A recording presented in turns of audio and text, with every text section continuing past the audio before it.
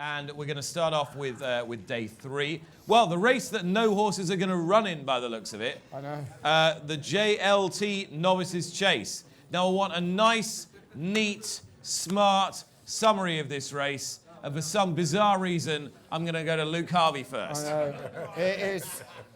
It's a case of what is going to turn up here.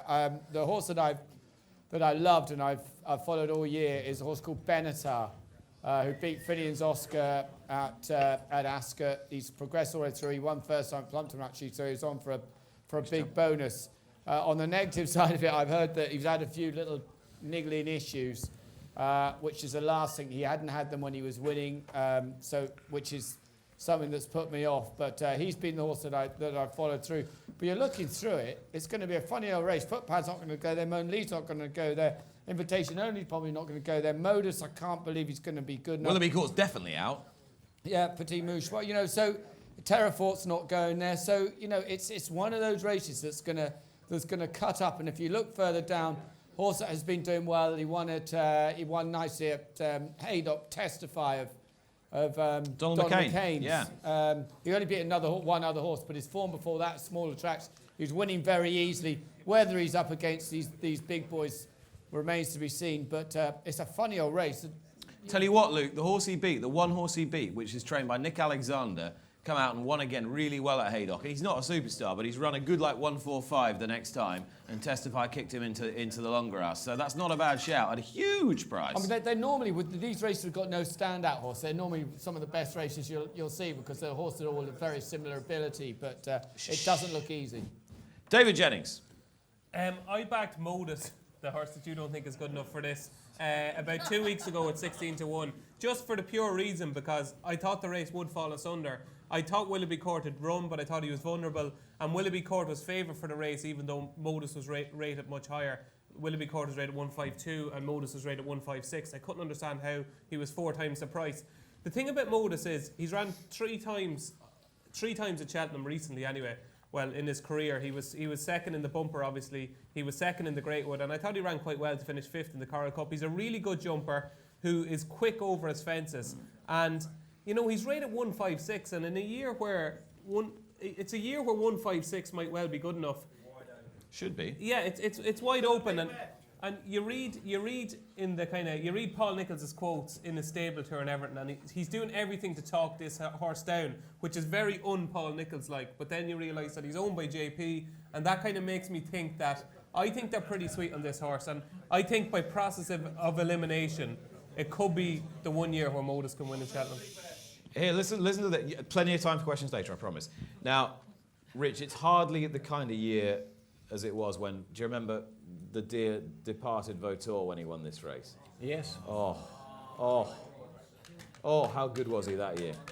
He was brilliant. Yeah, he was a great horse, yeah. I remember... He was the Nick Luck of racehorses, actually. Yeah. A gazelle in equine form.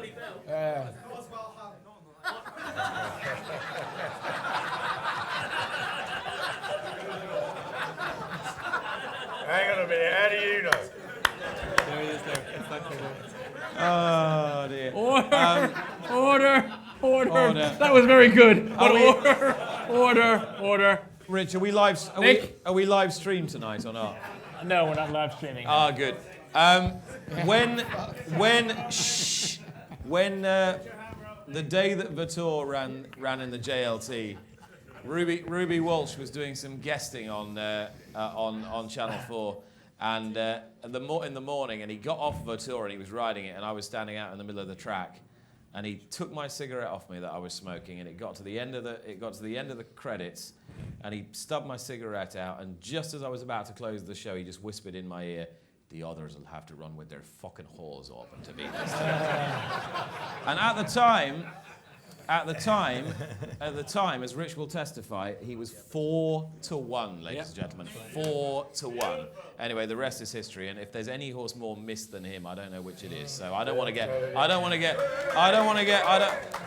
get soppy about it. But there you go. But anyway, it's a shaggy dog story to tell you that there's no Vautour in this race, Paul Keeley. Yeah, there isn't, but there is a horse that might outclass them if he runs, and that's Mona Lee. I think he's just a very, very good horse, and I think it's got to become more tempting for them now that Willoughby Court's out to run in it. Now, they've said all along he's going to go for the RSA, but we know we get switches. I mean, we know that the man on my right is the one that normally owns them, but, it's, the fact is, if he runs in this race, Mona Lee will go off under 2-1. You take your chances. If you don't bet, no bet. But he will be favourite without a shadow of a doubt. Let's say he's out of the race. Dave Jennings earlier on was talking about a horse in the Arkle that was the most talented. The most talented horse in the race, otherwise, is Finian's Oscar. Now we've all seen how he's jumped. When he ran in the Henry VIII at Sandown, he just wasn't right that day. He couldn't go between the fences either, right? And he has got pace. He won a Tolworth hurdle at Sandown on the bridle, so he has got pace. He just wasn't right that day.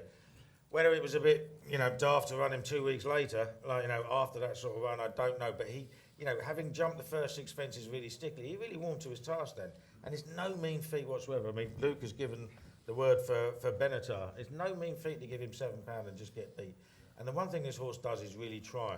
And he really, really tried in the Cleve hurdle as well. And, I don't know why they ran him on heavy ground over 3 miles for the first time in his life. He's been badly campaigned, hasn't he? Yeah, he hasn't been. He hasn't been as cleverly campaigned as you would like, but it's still 2 months since he last ran. Almost 7 weeks or whatever since he last ran. By the time he'll run in that race, and if he can get over them okay without making too many mistakes, there are loads of chasers that didn't start off so well. If you remember, Mungo Hostin finished second in the King George, won a load of big races, right? It took 6 races before he won a chase.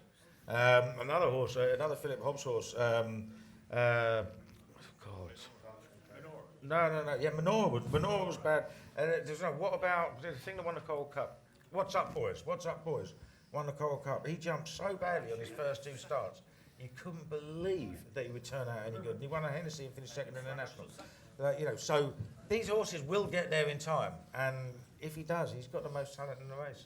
Okay, and that counts for an awful lot. Rich, are you going to have a bet in this? This race is hard. I'm with Paul in the sense that I do love Mona Lee. If he runs here, he's got a huge chance. If not, I think the other one of Willie's. I mean, Willie's horses are coming into form. Invitation only, album photo. Whichever one he runs here will have a great chance. I've got a soft spot for Sutton Place, but if Mona Lee runs, I think he wins.